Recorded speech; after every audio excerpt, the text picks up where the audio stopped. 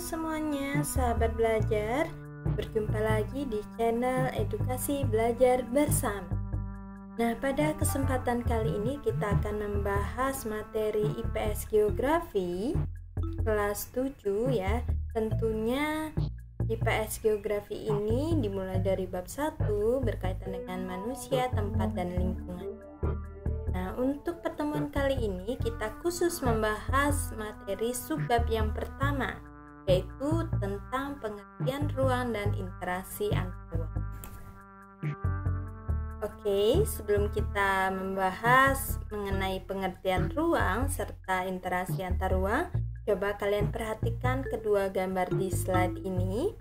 Tentu jelas perbedaannya ya. Yang satu itu di daerah pedesaan, yang satu itu menunjukkan wilayah atau daerah perkotaan. Nah, di mana aktivitas dari dua wilayah atau lokasi tersebut berbeda ya. Selain aktivitasnya, kondisi keadaan masyarakatnya, kemudian cuaca serta lingkungan alamnya yang lain itu tentu berbeda ya. Suasana di lingkungan pedesaan serta di kota itu jelas berbeda. Bisa kalian amati gambar tersebut. Kemudian kita lanjut ke pengertian ruang dan interaksi antar ruang. Oke, kita bahas dulu tentang ruang ya. Kita bahas dulu pengertian dari ruang. Ruang itu merupakan tempat yang ada di permukaan bumi, baik secara keseluruhan maupun sebagian, yang digunakan makhluk hidup untuk tempat tinggal. Nah, di mana ruang tidak hanya mencakup udara, perairan yang ada di permukaan bumi, misalkan laut, sungai, dan danau.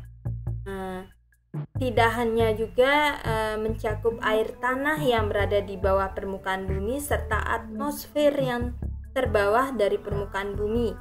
Namun, organisme dan makhluk hidup juga bagian dari ruang. Nah, kita lanjut ke interaksi antar ruang. Berbagai ruang di permukaan bumi memiliki karakteristik yang khas. Apa demikian? Jelas ya, karena masing-masing wilayah itu berbeda-beda. Wilayah yang satu dengan wilayah yang lain itu memiliki perbedaan, sehingga menyebabkan terjadinya yang sering disebut sebagai interaksi antar ruang. Kemudian kita lanjut.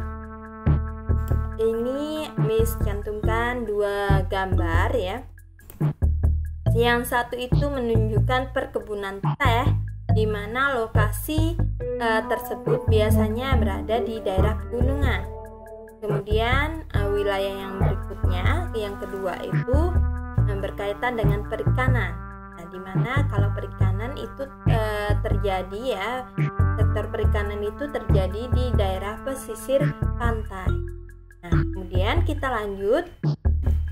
Kalau daerah pegunungan, masyarakatnya itu biasanya bekerja di sektor perkebunan ya, baik perkebunan teh, sayur, dan lain sebagainya. Sedangkan masyarakat yang tinggal di pesisir pantai biasanya sebagai nelayan ya, tentu dia menghasilkan yang namanya ikan.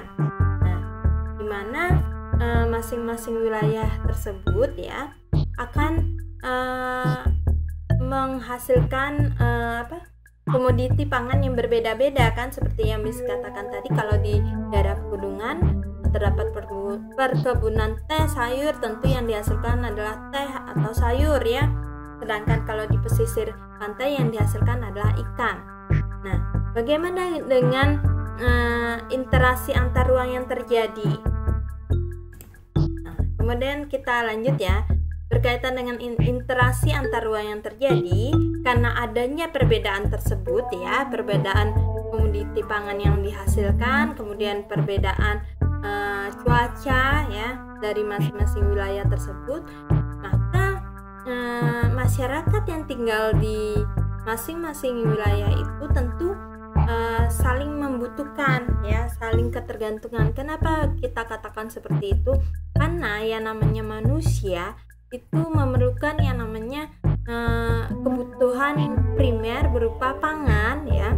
tidak hanya berupa sayuran saja atau ikan saja. Misalkan contoh, masyarakat yang tinggal di daerah pegunungan, dia kan menghasilkan sayur mayur ya, namun dia juga perlu yang namanya ikan, sangat membutuhkan yang namanya ikan, sehingga dia membutuhkan interaksi, dia perlu berinteraksi dengan masyarakat yang tinggal di daerah pesisir pantai agar dia dapat menikmati gitu ya, agar dia dapat memenuhi kebutuhan hidup, kebutuhan pangan berupa ikan tersebut.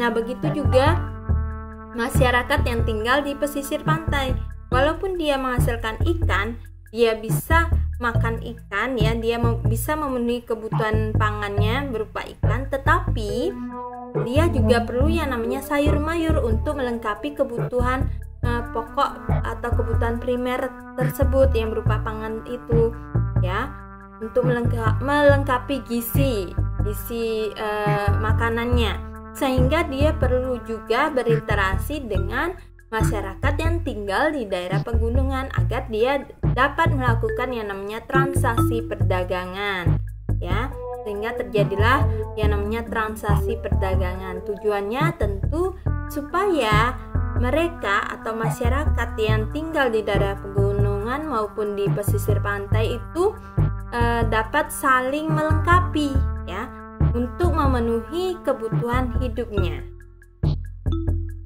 Sehingga dapat kita simpulkan bahwa interaksi antar ruang itu dapat kita artikan sebagai hubungan timbal balik penghuni ruang dalam rangka untuk memenuhi kebutuhannya ya, karena perbedaan potensi yang dimiliki masing-masing ruang tersebut.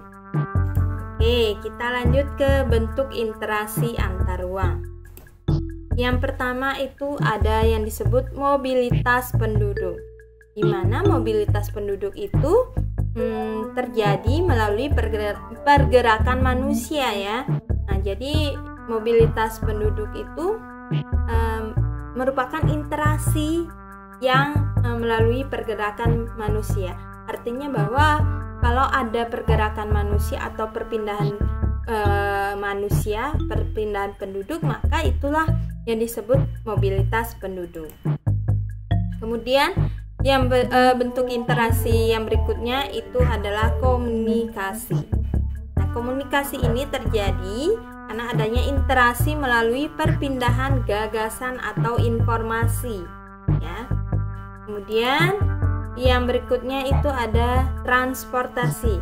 Nah, kalau transportasi itu berarti adanya interaksi melalui perpindahan barang atau energi.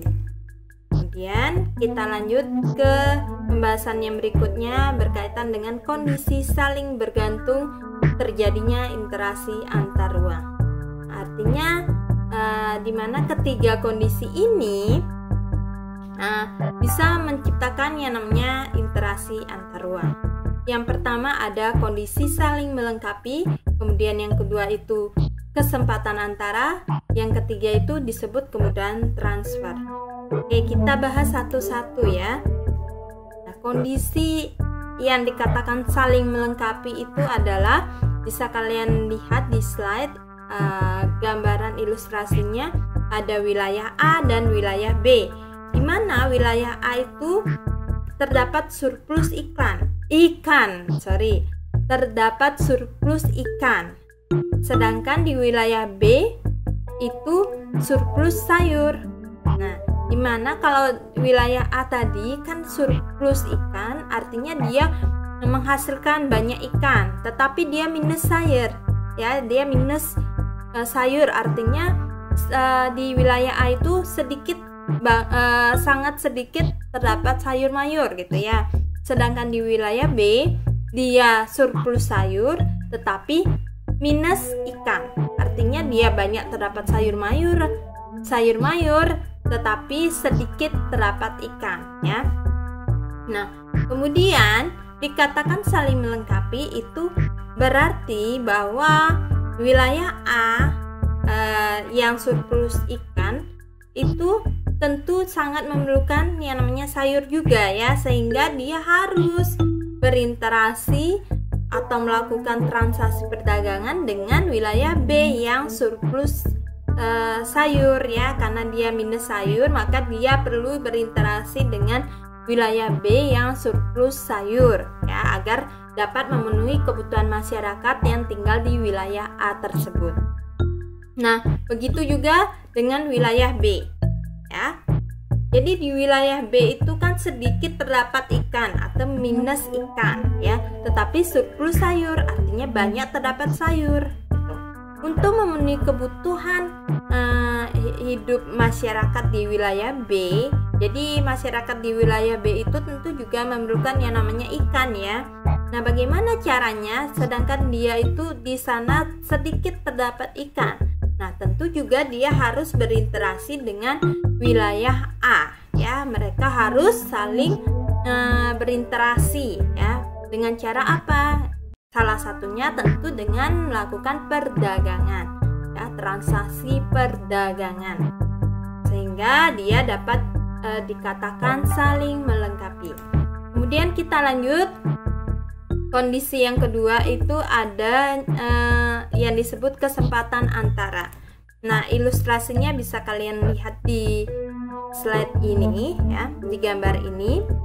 Ada wilayah A yang surplus surplus ikan, dimana artinya dia banyak mempunyai ikan tetapi minus sayur. Kemudian wilayah B itu sama dengan wilayah C ya, dia minus ikan, dia sedikit terdapat ikan tetapi banyak menghasilkan sayur gitu ya. Nah, wilayah B dengan wilayah C itu sama, keunggulan dan kekurangannya sama, kelemahannya sama. Ceritanya seperti ini. Wilayah A yang surplus ikan minus sayur, tentu dia kan memerlukan sayur ya. Dia perlu sayur. Dia harus berinteraksi dengan wilayah C atau wilayah B. Namun seperti ini.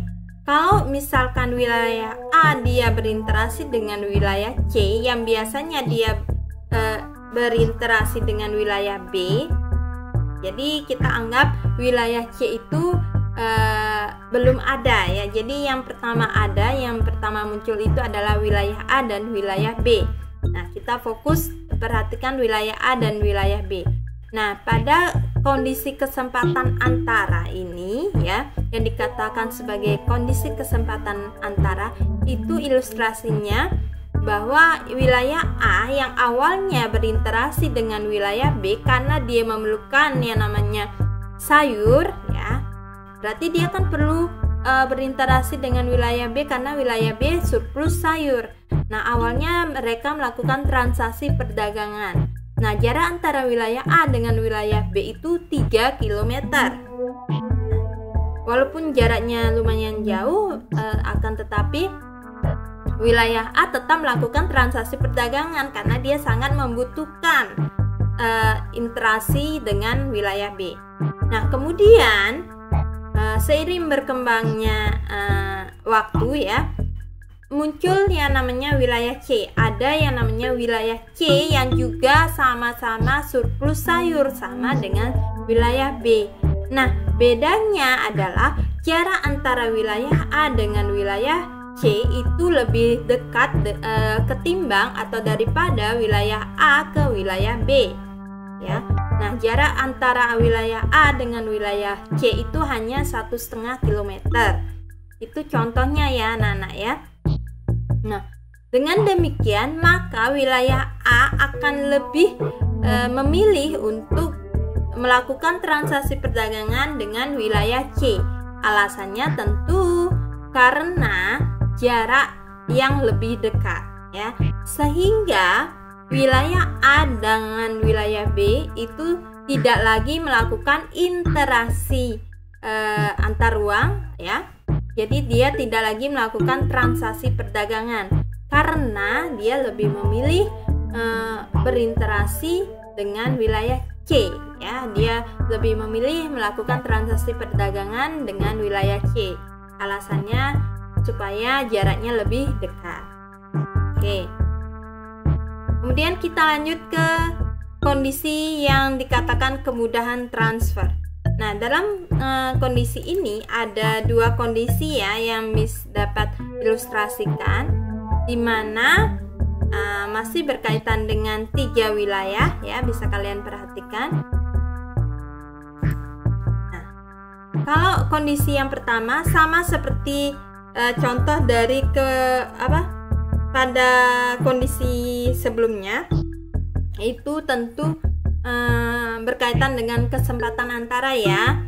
Artinya bahwa transaksi yang terjadi itu antara wilayah A dengan wilayah B itu akan kalah saing dengan wilayah C ya. Artinya wilayah B itu terkalahkan dengan wilayah C, di mana wilayah A akan lebih sering berinteraksi atau melakukan transaksi perdagangan dengan wilayah C karena jaraknya lebih dekat. Itu alasannya ya, mengapa wilayah A dengan wilayah B menjadi tidak sering melakukan interaksi perdagangan atau transaksi perdagangan, karena jaraknya begitu jauh, lebih jauh daripada jarak ke wilayah C. Kemudian ilustrasi yang berikutnya, kondisi nomor 2.